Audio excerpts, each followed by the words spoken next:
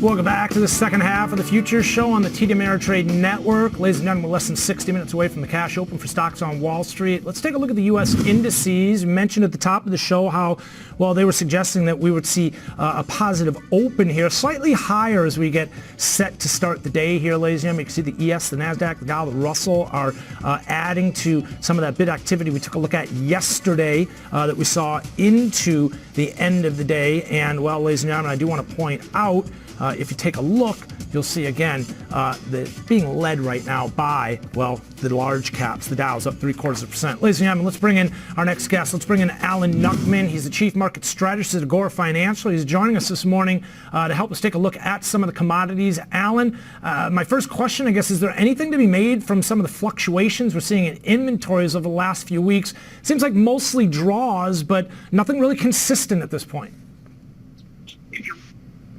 Crude oil's right hanging out at that 40. Now, sure it comes back to that macro. It comes back to the macro market. Now, you just mentioned the stock indexes. The stock index did look to find a little bit of a bottom here. 3,200 was a crucial level in the S&P. Let's remember the S&P traded between 2,800 and 3,200 from April till the end of July. So markets often come back to the breakout point. That held as a support level for now. Let's see. We've seen a bit of a bounce. So we could see the markets, all the markets stabilize. You can see some of the other asset classes are, I would say, have a little bit of a delayed reaction to that stability right now with the metals going down. And you're seeing crude oil go down. But I think that's mainly because of the thing you were talking about so much the last segment, the dollar. And the next move in the dollar, is this a real breakout in the dollar, or is this a fake out breakout? We're going to have to wait and see where we stand by the end of the week. Yeah, that dollar move is going to attract some attention here. Back up and through the 94 handle. We just took a look at the indices and the crude chart. And Alan, if these indices continue to sell off, there's going to be a lot of people that are saying, hey, crude was a little bit of a canary in the coal mine again. Oftentimes you see crude roll over prior to the indices. We certainly saw it at the beginning of the year, pre-pandemic. But this could be, I don't want to necessarily tie too many loose ends together here, connect too many dots, but one could argue again that once again, while copper maybe isn't necessarily in terms of in the commodities quadrant pointing in the same direction, crude's saying we have some bumpy roads ahead, to say the least.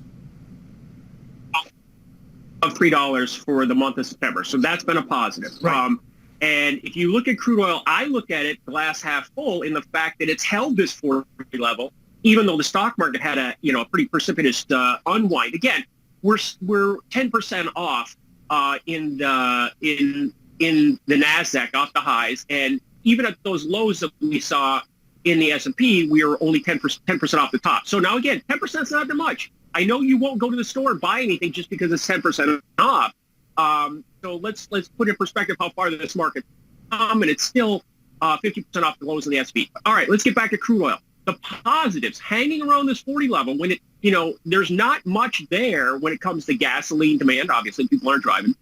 There's not much there when it comes to airline demand. People aren't flying. So the fact that it's able to hold up is pretty positive to me. Some interesting numbers. Yeah, I know you're really into the data. The manufacturing number was like at a 2-year high for whatever reason. So there's some energy consumption there, and also the fact that the rig count in the United States is at a 15-year low. So, there are things that are positive. Bank of America came out this morning saying they were looking for crude to stay on the mid 40s. Okay, mid 40s is still 10% above where we are right now.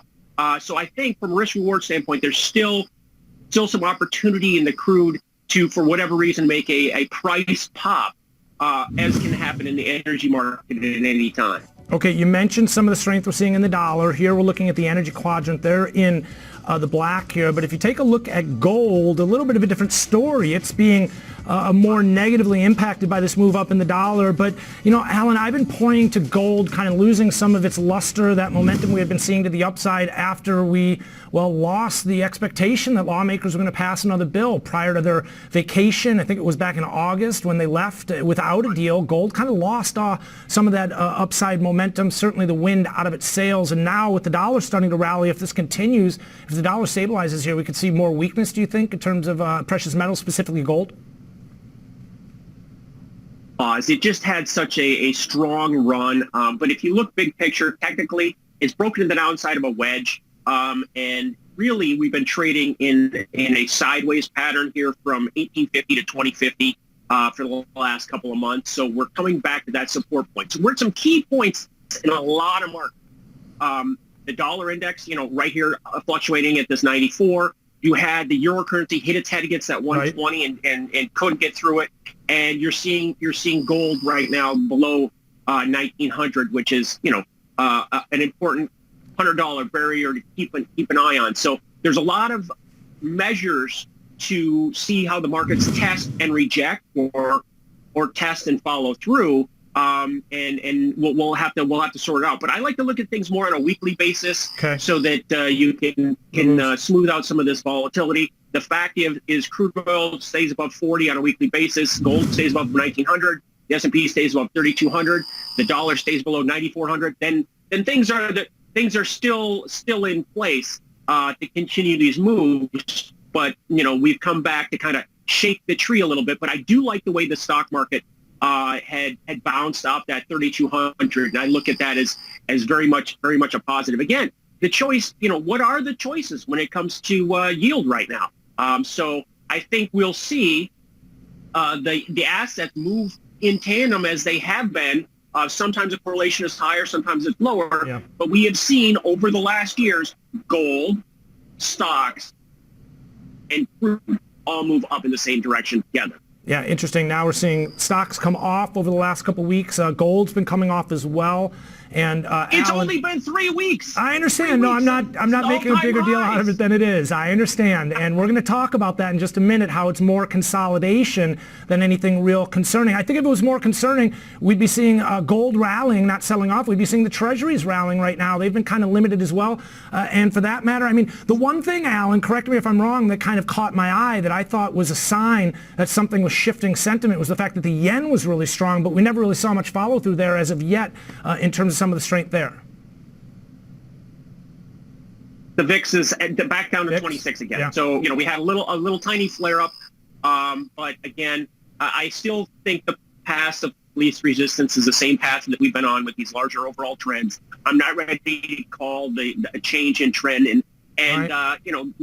Nobody wants to talk the dollar up, and I think that's what the Fed guys did this week. So, let's see if they can kind of pull back on those comments, because they're probably getting some phone calls and some emails right now from their bosses saying, hey, you know the drill. We all know the drill here. Not as dovish as it could have been, that's for sure. The dollar's getting a little bit of a lift. Ladies and gentlemen, Alan Nuckman, the Chief Market Strategist. Really appreciate it, Alan. Have a great day. He's joining us from Agora Financial. And ladies and gentlemen, now that we've covered the fundamentals, let's dive into some technicals. Hold on to your hats. We're going to move quickly through some charts here. Take a look at the gold product, which, well, as Alan mentioned here, is coming off.